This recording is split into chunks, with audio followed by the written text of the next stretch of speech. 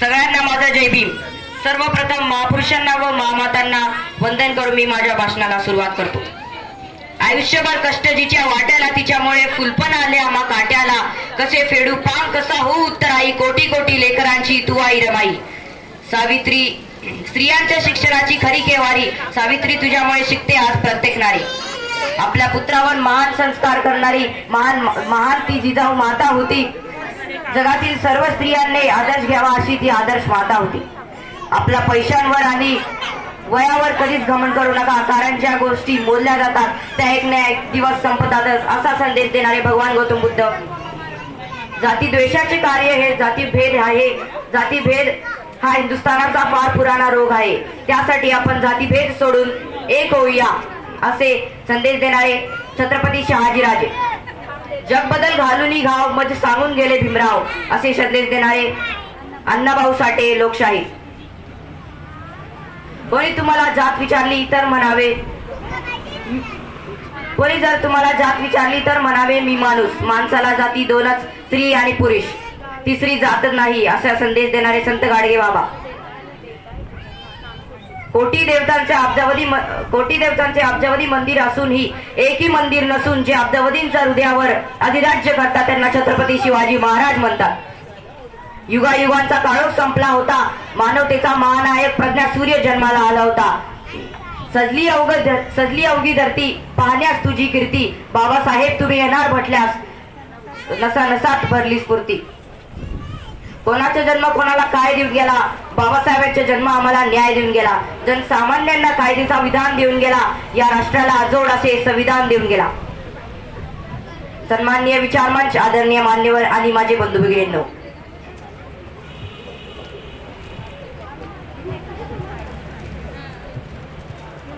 चौदा एप्रिल हा दिवस फक्त कॅलेंडरवरची एक तारीख नसून काळाने घेतलेला कलाटणीचा दिवस आहे।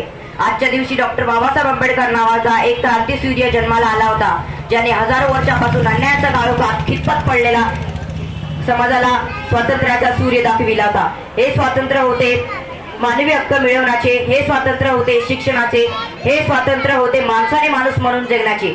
म्हणूनच वंचितांना शोषितांना माणसाने माणूस म्हणून जगण्याचे हक्क मिळवून देणारे बाबासाहेब हे मानव नसून महामानव आहेत।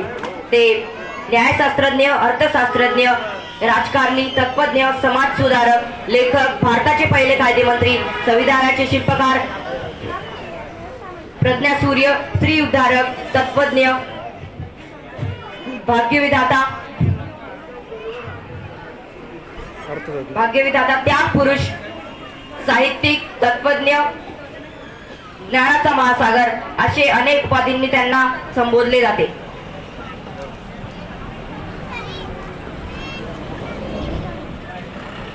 कारण त्यांनी राष्ट्रसेवा आणि समाजसेवासाठी आपले संपूर्ण आयुष्य अर्पण केले। त्यांनी आपल्या परिवाराचा सुद्धा कमी विचार केला। डॉक्टर बाबासाहेब आंबेडकर आणि मातारामाई यांना एकूण 5 मुलं झाली। त्यांचे लहानपणीच निधन झाले। मातारामाई यांनी आपल्या समाजासाठी आणि मुलांसाठी खूप मोठा त्याग केला।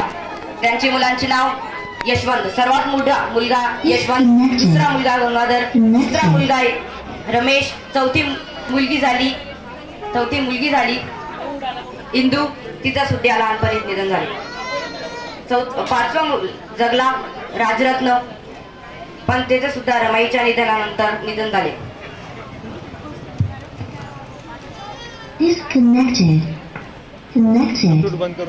रमाई यांनी समाजातील गरजू आणि दुबळ्यांसाठी खूप काम केले। त्यांनी आपल्या मुलांच्या शिक्षणासाठी, आपल्या मुलांच्या गरजासाठी आणि शिक्षणासाठी स्वतःचे दागिने गहाण ठेवले। त्यांनी बाबासाहेबांना त्यांच्या कार्यात प्रोत्साहन दिले आणि समाजाच्या न्यायासाठी लढण्यासाठी मदत केली। त्यागालाही वाटावी लाज, असा रमाई तुझ्या त्यागाने निर्माण झाला आम्हा लेकरांचा अभिमान।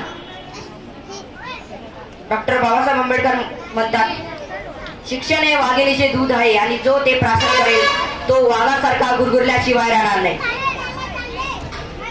डॉक्टर बाबासाहेब आंबेडकर नावाचा एक डॉक्टर बाबासाहेब आंबेडकर नावाचा एक महामानव, एक व्यक्ती आपल्या एकच जीवन काळात किती प्रचंड कार्य करू शकतो याचे उदाहरण म्हणजे बाबासाहेबांचे जीवन.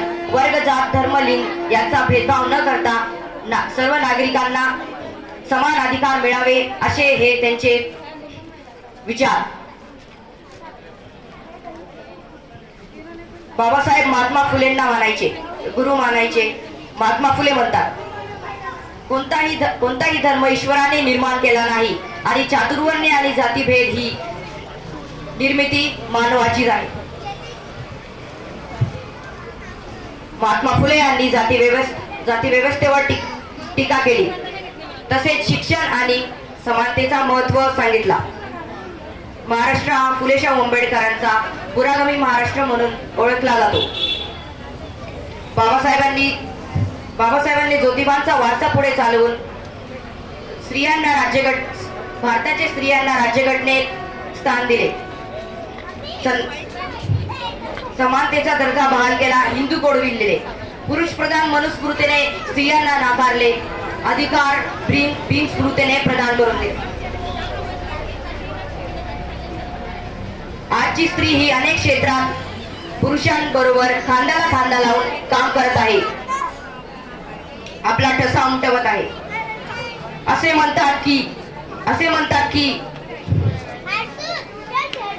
म्हणतात की यशस्वी पुरुषाचा मागे एक स्त्रियाचा हात असतो, पण या भारतातली स्त्रियांच्या मागे महामानव डॉक्टर बाबासाहेब आंबेडकर नावाचा मानवाचा हात आहे.